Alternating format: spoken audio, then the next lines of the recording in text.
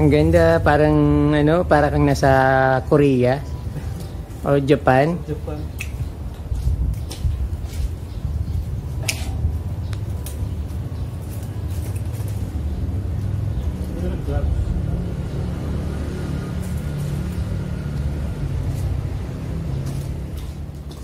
Ayan, ito kasi yung bougainvillea na ito, masyado nang mataas, halos kapantay na doon sa bubong.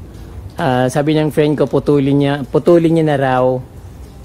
Sabi ko sayang naman, dapat pa lagpasin niya muna yung pagbubulaklak kasi pag summer nagbo-bloom siya. Pero kailangan talagang putulin na kasi sobrang kapal na, natatabunan na yung bahay.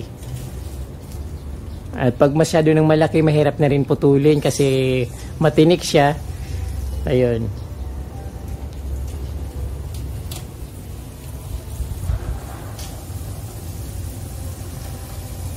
Sayang yung ko dito, kutsarita na tinanim, parang wala nang dating kasi kulay green na rin siya.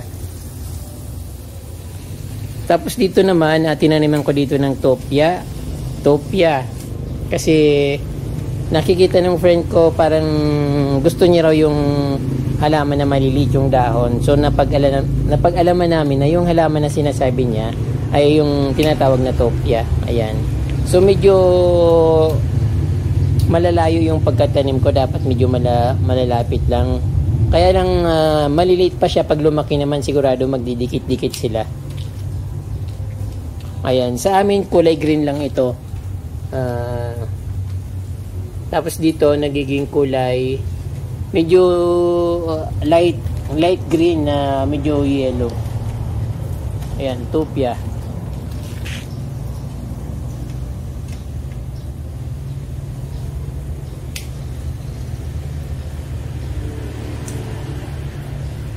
Sayang nung bulaklak oh.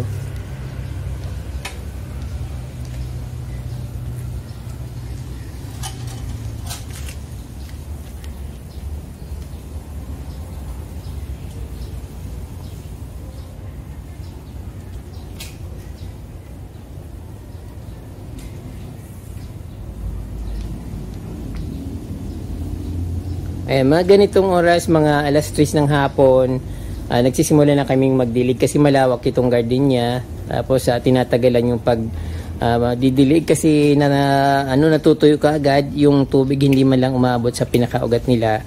Then dapat medyo yung pagdidilig medyo matagal para na-absorb ng halaman yung water na dinidilig sa kanila.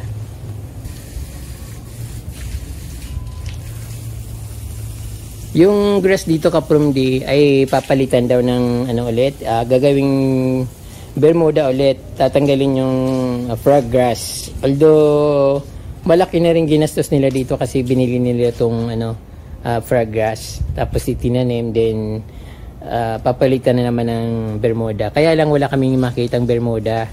Kahit nag-ikot kami sa mga garden center, wala kaming nakikita mga grass na Bermuda.